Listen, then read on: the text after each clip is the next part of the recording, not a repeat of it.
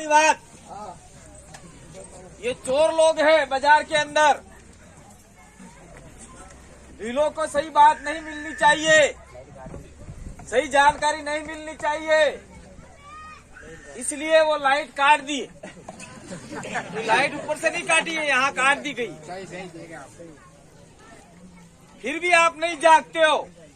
थे नहीं जागा होता असरो तो थे जानो थारो काम जाने भाई।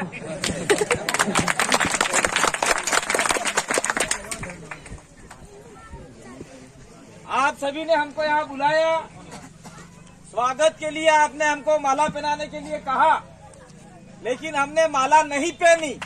कोई तो कारण होना चाहिए। जब तक आपके यहाँ पे लोग बैठे हुए थे, पार्टी वाले, पूर्व एमएलए और आपका चेयरमैन नगर परिषद नगर पालिका वाले, तब तक हम लोग उनके साथ में आपके सामने मुंह करके बैठे थे, और उनके जाने के बाद हम लोग आपके साथ में कंधे से कंधा मिला के जाजम पे बैठ गए। तो इसके पीछे क्या कारण है? अड़ा पीछे कोई कारण नहीं है। इसके पीछे एक ही कारण है कि आप और हम समान है। एक हरी का है, कोई छोटो नहीं कोई मोटू नहीं, हंगड़ा बराबर है। ये बात हमारे दिल में है। और उनके क्या है कि मैं फलाना नेता हूँ, मैं एमएलए हूँ, मैं ये हूँ, मैं वो हूँ, मैं टेकड़ा हूँ, मैं माकड़ा हूँ। ई नेतो वेगा तो वणी ने घेर कि तमें रोटला नहीं हालतो है, आपने तो कोई रोटी थोड़ी दे रहा है। नेता होगा उसके घर पे, नेता होंगे उनके विधानसभा में, नेता होंगे उनकी नगर पालिका में। हमारे ऊपर नेता नहीं है, इसलिए हम लोगों ने उनका सम्मान किया। उनके जाने के बाद हम आपके सामने बैठ गए। तो ये होता है समानता का व्यवहार। एक दूसरे से कोई छोटा नहीं, कोई बड़ा नहीं। तो ये आदिवासी परिवार का हमारी विचारधारा है। और मैं आप लोगों को कहना चाह रहा हूँ, हम भी भीलवाड़ा के व्हाट्सएप ग्रुप में जुड़े हुए हैं, जुड़े हुए थे। कुछ लोगों का अलग अलग तरीके का बात करने का होता है, लेकिन भीलवाड़ा के अंदर ही कुछ लोग आरएसएस से जुड़े हुए हैं, वनवासी की बात करते हैं और भील की बात नहीं करते, आदिवासी की बात नहीं करते। वनवासी की बात करने का मतलब ये हुआ कि हम लोग जंगली हैं, जंगलों में रहने वाले, वन में रहने वाले वगड़ाऊ लोग हैं ये, ऐसा उनका कहना है। और हम लोग कह रहे हैं 5 जनवरी 2011 का जजमेंट आया है। क्या जजमेंट आया है? महाराष्ट्र की नंदाबाई भील, जो अपनी एक भील जाति की थी, उसके सामने राजपूत भाई ने बलात्कार किया, इज्जत लूट ली उसकी, नंदाबाई भील की।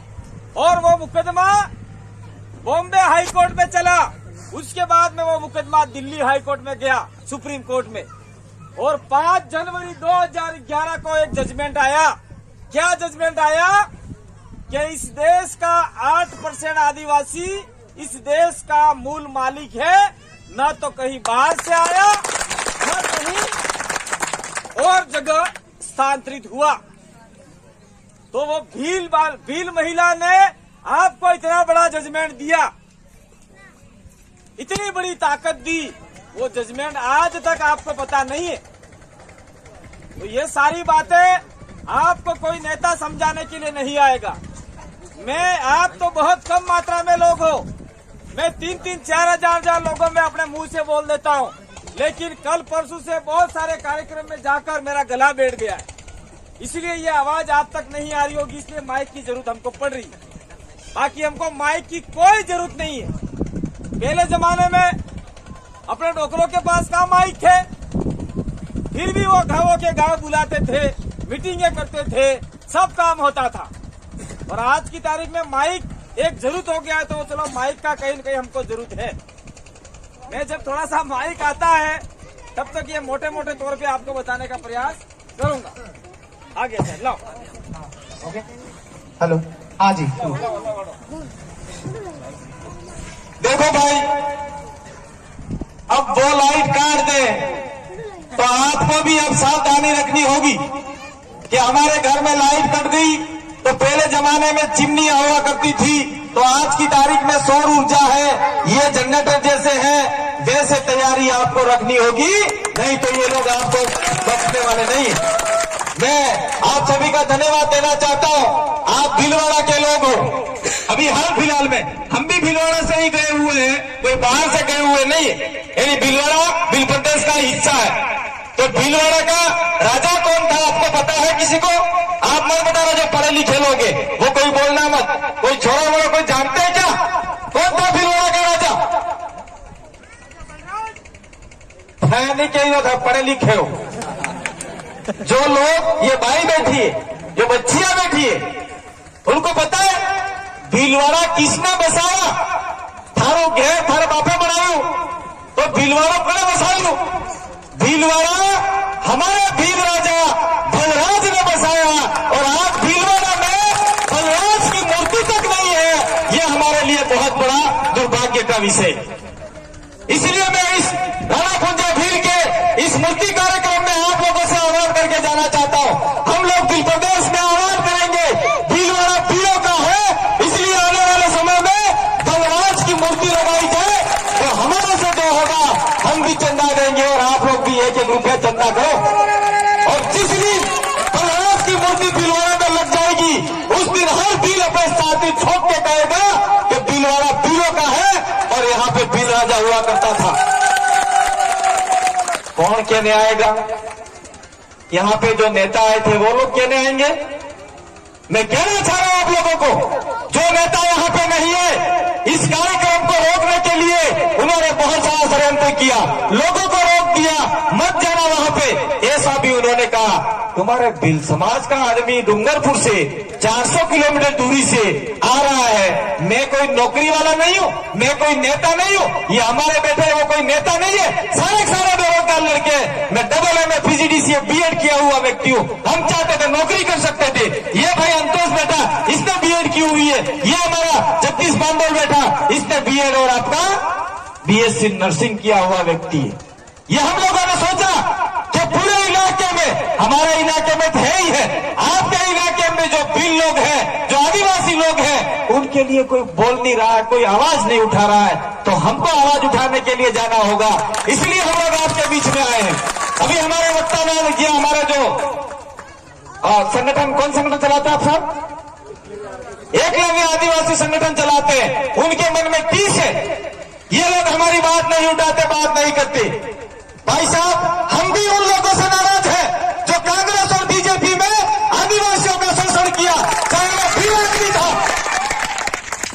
कनकमल कटारा हो, ताराचंद भगोरा हो, सुशील कटारा हो, या कोई भी हो, उन्होंने कभी आदिवासियों के लिए भलाई का काम नहीं किया। मैं बताना चाह रहा हूं आपको, 2013 के अंदर 17 भील आदिवासियों ने आदिवासियों का आरक्षण दूसरे लोगों को बेच दिया, तो वो हमारा काम नहीं करेंगे तो भीलवाड़ा का घंटा कर देंगे, क्या करेंगे? इसलिए ये जो हमारे लोग हैं, हमारे खुद भील समाज के लोग हैं, वो नहीं चाहते भीलों का फायदा हो।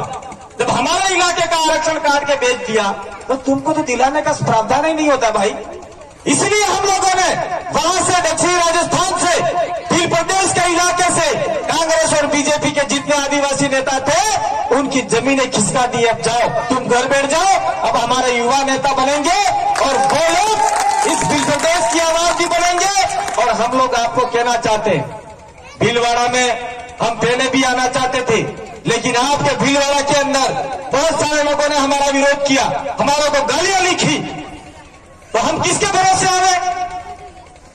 कौन है हमारा यहाँ पे हमारी रक्षा करने वाला? कौन है हमको यहाँ पे नहीं भाई ये मत करो ऐसा कहने वाला? सुनिए आप बीच में मत बोलिए, मैं भूल जाता हूँ। कोई आदमी नहीं है हमारे बीच में। अगर यहाँ पे कोई हमारी गाड़ी रोक देवे, तुम भी लोग भाग जाओगे, जाओ, मैं लिख के देता हूँ। यहाँ पे कोई ताकतवर नहीं है आज की तारीख में, कोई ताकतवर नहीं है। मैं आप रुक जाइए, आप रुको, सही में मैं बात कर रहा हूँ। बात कर रहा हूं, आप लोग सुनने की क्षमता रखो। ऐसा नहीं है हमारे सामने लाखों लोग हमको बुलाते, जो बात ओरिजिनल होती है 2 लोग नहीं भागेंगे, बाकी का क्या होगा? कौन है बाकी का? मैं कह रहा हूं आप लोगों को, अभी देख लो यूपी के अंदर तारिक अहमद का हम लोग किसी अपराधी का समर्थन नहीं करते, साथ नहीं देते, लेकिन पुलिस के रहते हुए वहां तारिक अहमद को गोली मार दी। कौन पुलिस वाला साथ में खड़ा हुआ? कौन सा मुसलमान उसके साथ में खड़ा हुआ? कोई नहीं आया। इसलिए हमको तारिक अहमद के जो गोली मारी सरेआम, उससे भी सीख लेने की जरूरत है। सरकार और पुलिस प्रशासन कभी आपके साथ में नहीं रहेगी, वो आपको मारने का, आपको दबाने का काम करेगी। ये बात मैं आपको यहाँ पे कह के जाना चाहता हूँ, लेकिन कोई समझना नहीं चाहता इस चीज को। ये आपके यहाँ पे जो भी वर्तमान में एमएलए है, उसने भी आपको इस कार्यक्रम को रोकने का प्रयास किया। कहते हैं कि वो आने वाले थे, कोई नहीं है। हमारे पास आईपीसीआईडी की रिपोर्ट है कि इस इलाके में भील आदिवासी एक नहीं होना चाहिए, दलित एक नहीं होना चाहिए। क्यों एक नहीं होना चाहिए? ये इकट्ठे हो गए तो अनाथ समाज की बात समझ जाएंगे और आने वाले समय में हमको वोट नहीं देंगे। इसलिए दोनों पार्टियों के लोग और तीसरी पार्टियों के लोग हो, किसी भी पार्टी के लोग हो, वो कभी भी समाज को एक नहीं होना देना चाहते।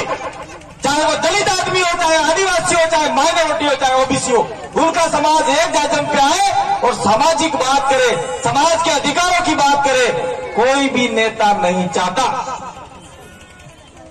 ये बात आप दिमाग में रख लो। अभी हमारे भाई ने कहा था जयपुर के अंदर कुछ दिन पहले राजपूत समाज इकट्ठा हुआ, कांग्रेस के भी लोग आए, बीजेपी के भी लोग आए, फलनी के भी आए, डेगड़े के भी आए, माकड़े के भी आए, सारे राजन के नीचे बैठे और उनको ईएसडब्ल्यू का आरक्षण दिया 10%।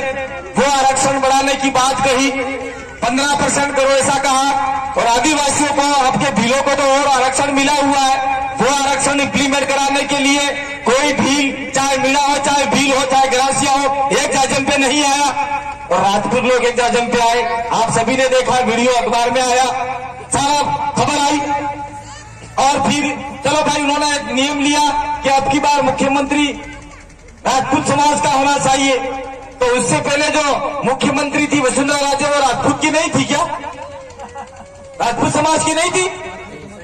तो वो लोग तो इकट्ठा हो गए, कहते हैं एक बार हम क्या हुए, राजपूत समाज का मुख्यमंत्री बनना चाहिए।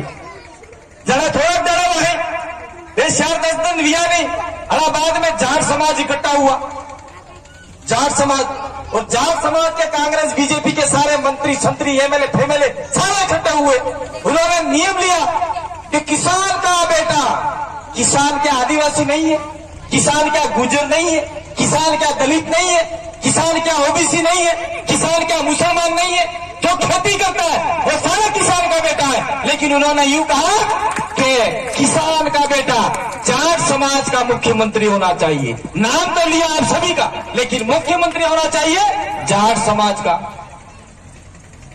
तो देखो, जाट समाज और राजपूत समाज एक होके बात करते। कुछ दिन बाद में पूरे ब्राह्मण समाज इकट्ठा हुए, बीजेपी, कांग्रेस, वो ये सारे इकट्ठे होके फैसला लिया कि हमारा मुख्यमंत्री होना चाहिए और ब्राह्मणों को आरक्षण मिलना चाहिए, वोट मिलना चाहिए। सारी मीटिंगें हो गई। लेकिन मैं आप लोगों को कहना चाह रहा हूं, आप लोग हमको कुछ भी कहो, हम कोई नेता नहीं है, हम सामाजिक कार्यकर्ता है। जो हमारे बीच में बात आएगी वो आपके बीच में बताने के लिए जरूर आएंगे। अगर गुस्सा है, आपके अंदर अगर कोई क्रोध है, तो दक्षिण राजस्थान के जितने भी भील आदिवासी वहां पे जीत के गए हैं, रोड तो यहीं से जा रहा नहीं है, ये दूसरी जगह जा रहा है। रोको और पूछो उनको, तुमने भी जाति समानता आदिवासी का जाति प्रमाण पत्र लगाया और पूरे राजस्थान के भीलों के आदिवासियों की आवाज क्यों नहीं उठाई? उनको पूछना चाहिए सवाल। हम तो अभी सीखते हुए आदमी है, हम तो समाज को झंडागढ़ कर रहे हैं। हम तो चाहते हैं कि आपके अंदर से कोई आदमी वहां जयपुर जावे और आपके अधिकारों की बात करे। ये बात हम तो आपको कहने के लिए आए।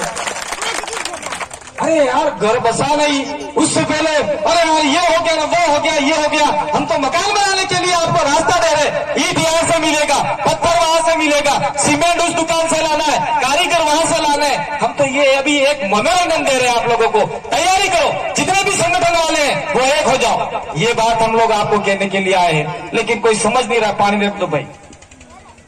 मैं बात दूसरी करते करते बीच में ये बात टॉपिक आ ही गया, तो बता देता हूं आप लोगों को। ये जो आपका भीलवाड़ा का आसीन मुरैना जो विधानसभा है, उस विधानसभा में भीलों के वोट कितने आपको पता है? आइए थे पता है कितना वोट है अपने भीलों के? कोई पता नहीं किसी। 35, 40, 55 हजार के आसपास भीलों के वोट है। कितना वोट है भीलों का? 55 हजार मान लो, 40 मान लो, 45 मान लो, 30 मान लो, कोई दिक्कत नहीं। 30,000 से 55,000 के बीच में भीलों के वोट है। और आज भील समाज राणा पुंजा भील की मूर्ति लगाने के लिए उन नेताओं को बुला रहा है। आपके अंदर वो खून है जो हल्दी घाटी के युद्ध में 1576 का युद्ध हुआ, हल्दी घाटी का युद्ध, जब राजपूत समाज और महाराणा प्रताप की सेना मुगल से लड़ते लड़ते थक गई थी, और महाराणा प्रताप ने राणा पुंजा भील को और भील सैनिकों को याद किया, और भीलों ने 6 घंटे के अंदर मुगलों को भगा दिया। वो खून आपके अंदर है। तो और ये मूर्ति कब लग रही है पता है आपको? 500 साल बाद में महाराणा या राणा पुंजा भील की मूर्ति लग रही है। तो हम लोग कितने पीछे? आप लोग तय कर लो, कौन कहने के लिए आएगा? यहाँ पे आके कोई भी भाषण देके चला जाएगा। अरे यार आप पीछे करते तो हम लोग आपका इधर 10,000 लोगों का कार्यक्रम करते। जब आप लोग, मैं किसी नेता का विरोधी नहीं हूं, किसी पार्टी का विरोधी नहीं हूं, लेकिन राजस्थान के अंदर आपके इस शासन के अंदर बीजेपी और कांग्रेस ने बारी बारी से आपके वोट लिए। एक बार बीजेपी, एक बार कांग्रेस, नहीं माने तो वो, नहीं माने तो ये। आपने वोट दिया, राणा पुंजा भील की मूर्ति लगानी चाहिए थी। 73-74 साल हो गए आजादी के। महाराणा प्रताप की मूर्तियां तो पूरे देश में चली गई, और पुंजा भील की मूर्ति खुद भील के इलाके में नहीं लगा रहे हैं। तो ये आपके लिए बहुत दुर्भाग्य का विषय है, और हमारे लिए बहुत दुर्भाग्य का विषय है कि हम राजस्थान के अंदर, दक्षिण राजस्थान से भीलवाड़ा से लेके डूंगरपुर, बांसवाड़ा, प्रतापगढ़, उदयपुर, सिरोही और जैसलमेर, बाड़मेर, झारोड, पाली का इलाका 100% भीलों का इलाका है। और वहां देखो तो भीलों की मूर्तियां ही नहीं है। ये हमारे जगदीश पांडव बैठे हुए आपके बीच में, ये बाहर से नहीं है, ये राणा पुंजा भील का जन्म हुआ पांडवा की धरती से आपके बीच में आए। ये जगदीश पांडव आपके बीच में आए। वहां पे भी भील लोग पुंजा भील की मूर्ति लगाने के लिए गए, तो कुछ लोग वो जो उस समय रजवाड़ों के साथ में रहते थे, वो कहे कि राणा पुंजा तो भील नहीं था, सोलंकी था और राजपूत था। आया हमको भी गुस्सा, हम भी गए 2 साल पहले, वहां पे हमने कहा कि हम लोग आ रहे हैं। और फिर एक बार राष्ट्रपति ने मूर्ति लगाने के लिए बहुत बड़ी मूर्ति भी ला दी, लेकिन वो भील शब्द लिखने के लिए उन्होंने मना कर दिया, पुंजा भील नहीं लिखा जाएगा। तो हमारे भील भी अड़ गए, राजपूत भी अड़ गए। वो मूर्ति आज तक पड़ी हुई लगाई नहीं है। भीलों के साथ में भील शब्द लगते ही उनके पेट में मरोड़े पड़ जाती है। अरे भील शब्द लग जाएगा तो नहीं नहीं नहीं नहीं, भील नहीं लगाना है, खाली पुंजा लिख दो। कौन है पुंजा? पुंजा पाटीदार है, पुंजा पटेल है, पुंजा राजपूत है, पुंजा गुर्जर है, पुंजा ब्राह्मण है, पुंजा त्रिवेदी है, पुंजा चतुर्वेदी है। कौन है पुंजा? कौन बताएगा इस बात को? हम लोग बताने जाते हैं तो आपका यहाँ का ये कौन सी विधानसभा आई है? नहीं नहीं नहीं, उससे आगे वो कैलाश मेघवाल जी वाली शाहपुरा विधानसभा का आपके इस इलाके का एमएलए विधानसभा के अंदर बोलता है कि दक्षिण राजस्थान में नक्सलवाद के बीज पनप रहे हैं। अरे हम लोग भील की बात करते हैं, आदिवासियों की बात करते हैं, अधिकारियों की बात करते हैं, तो आपका यहाँ का एमएलए बोलता है कि दक्षिण राजस्थान में आदिवासी में नक्सलवाद पनप रहा है। तो दक्षिण राजस्थान में कौन रह रहा है? भील लोग ही रह रहे। कुछ लोग मीणा लिखने लग गए थे, और हमने 3-4 साल के अंदर सारा बंद करवा के भील वापिस लिखवा दिया। ये ताकत हमने पैदा की। और आप भीलवाड़ा के लोग उस कैलाश जी मेघवाल के खिलाफ में एक ज्ञापन दिया कभी आप लोगों ने? वो भील समाज के ऊपर प्रश्नवाचक लगा रहा है। आज हम आपके बीच में आ गए, ये इस आसीन में आ गए, और हमने कसम खाई है कि आने वाले समय में हम शाहपुरा के अंदर उनकी छाती ठोककर वहां पे हम लोग बड़ा भीलों का सम्मेलन करेंगे। ये कोई राजनीतिक भाषण करने हम लोग आपके बीच में नहीं है। तो मैं कह रहा था आसी नरेगा के अंदर, आपके उजेड़ा के अंदर 45,000 से 50,000 वोट भीलों के हैं, और भील भी आज की तारीख में फिर भी कमजोर है। उसके बाद में आप लोग देखा जाए दलितों के जितने भी मेघवाल है, जो दलित समुदाय है, एससी समुदाय है, उनके 60 से 70,000 वोट है। तो 70,000 वोट और आपका 40-50,000 वोट कितना हुआ? 50 और 70 1,20,000 वोट कितना हुआ? 1,20,000 वोट। उसके बाद में देखा जाए गुज्जरों के कितने वोट हैं? 60,000। कितने वोट हुए? 1,80,000 वोट। उसके बाद में आप लोग देखने जाओ, यहाँ पे कुछ जाट समुदाय के लोग भी रहते हैं, उनके 12,000 वोट है। कितने हुए? 2 लाख के आसपास आपके वोट हो जाते हैं। और राजपूत समाज कितना है यहाँ पे? 4 से 10,000 मान लो आप। तो जो लोग 2 लाख वोट है, वो जाचम पे बैठने को तैयार है, वो मांगने को तैयार है, देने को तैयार है। जो लोग 4 से 10,000 वोट है, आज राजपूत समाज का एमएलए बन के बैठा हुआ है, और तुम लोग उनको वोट ही देते जा रहे हो, वोट ही देते जा रहे हो, वोट ही देते जा रहे हो। तो तुम्हारे में से कब बनेगा? कौन बनाएगा? भील समाज को एक होके एक जाजम पे आके फैसला लेना चाहिए कि अब की बार एससी समाज का हम लोग बनाएंगे, एक बार गुज्जर समाज का बनाएंगे, एक बार भील समाज का बनाएंगे। अगर ये फैसला आपके आसीन और भीलवाड़ा के लोगों ने ले लिया तो निश्चित रूप से बारी बारी से आप लोग राजा बन सकते हो, जयपुर में जाके अपने अधिकारों की बात कर सकते हो। फिर आप बोलोगे पैया कटो लावा वोट लड़वा। क्या काम है पैसों का? क्या करना है पैसे? आपका वार्ड है, आपका जो बूथ है, उस बूथ के अंदर जो भी वोटर है वो सारे गवारे अपनी मर्जी से जाके वोट दे दिया। कोई जरूरत नहीं है किसी से पैसा, एक विचारधारा से उत्पन्न भी हो जाता है। अगर आप वार्ड वाले उस इलाके के वार्ड के अंदर आपका जो बूथ है, उस बूथ के अंदर मिनिमम 2 से 2,500 वोट पड़ते, और 2,500 लोगों ने 1-1 रुपया चंदा किया, मान लो आधे लोगों ने पैसा दिया, 1,000 लोगों ने दिया, 1,000 रुपया एक बूथ पे आ गया, और बैठने वाले आदमी को कह दिया तू भी समाज को हेल्प कर रहा, तू भी दे, ठीक है तेरे को लेना है तो 300-400 रुपये मजदूरी दे दी, बाहर टेबल लगा लिया, 1,000 रुपया आप लोग इकट्ठा करके आपके समाज के व्यक्ति को, आपकी विचारधारा वाले व्यक्ति को जयपुर भेज सकते हैं। ये तैयारी जिस दिन आपने कर दी उस दिन निश्चित रूप से आपका बेनिफिट हो सकता है।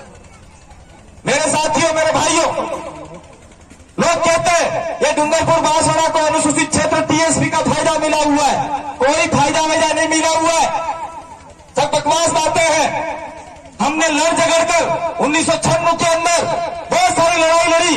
उस समय आपका बलिराम जी भगत राजस्थान के राज्यपाल थे, उन्होंने जाके 45% हमारे लिए अलग से किया, और वो आप में से नहीं लिया है, हमारे खाली उस इलाके में से लिया है। अगर डूंगरपुर में 100 भर्ती निकलती है मास्टरों की डूंगरपुर जिले में, तो 45 मास्टर आदिवासी के लगेंगे। यही प्रावधान किया है, कुछ प्रावधान नहीं किया। हमको कोई विशेष अधिकार नहीं मिला हुआ है। हमारे जो निकलती थी, अभी क्या हो रहा है, क्या दक्षिण राजस्थान के अंदर मान लीजिए 8,000 भर्ती निकलती है तो 3,500 भर्ती हमको मिलती है, 4,000 नहीं मिलती, 3,500 भर्ती मिलती है। वैसे भी हम लोग उस इलाके में 80% से 75%, 90% हम लोग रहते हैं। पूरे डूंगरपुर जिले में 100 लोग मानो, 100 की जनसंख्या मानो, तो हम लोग 80 लोग आदिवासी लोग, भील लोग रहते हैं। तो आज की तारीख में वहां पर आरक्षण मिलना चाहिए था, 80% दिया है, 45%, कोई ज्यादा नहीं है। मैं तो कहना चाह रहा हूं आपके इस भीलवाड़ा जिले में आकर, अगर जिला परिषद से कोई भर्तियां निकलती है तो आप लोगों को भी आपका संघर्ष समिति बना के डिमांड करनी चाहिए कि 15/4 और 16/4 संविधान में साफ लिखा हुआ है कि आपको जनसंख्या के अनुपात में प्रतिनिधित्व मिलेगा। ये संविधान में लिखा हुआ है। इसलिए संविधान की बात करके कलेक्टर पर दबाव बना के, राजस्थान सरकार पर दबाव बना के भीलवाड़ा में भर्तियां निकलती है तो उसमें बिलों का इतना परसेंटेज होना चाहिए। ये बात अगर आप करते हैं तो निश्चित रूप से 12% प्लस आपके इलाके में जितने बिल रहते हैं वो आपको प्रतिनिधित्व मिल सकता है। लेकिन इसके लिए कौन लड़ेगा? कोई बाहर से व्यक्ति आके लड़ेगा नहीं। ये हमारे संगठन वाले भाई लड़ रहे हैं तो कहते हैं अरे यार ये तो बिलों को डुबा देगा, काम नहीं कर रहा है, ये नहीं कर रहा है। इनके ऊपर कितने आरोप लगाते होंगे आप लोगों को पता है?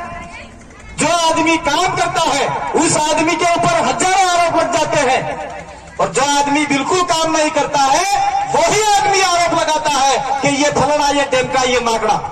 काम करने वाला आदमी बहुत कम होते हैं, काम करने वाला आदमी बहुत कम होते हैं मेरे भाइयों। तो ये एक गणित बताई है मैंने। अगर आप लोग 2013 से शुरुआत करते हैं,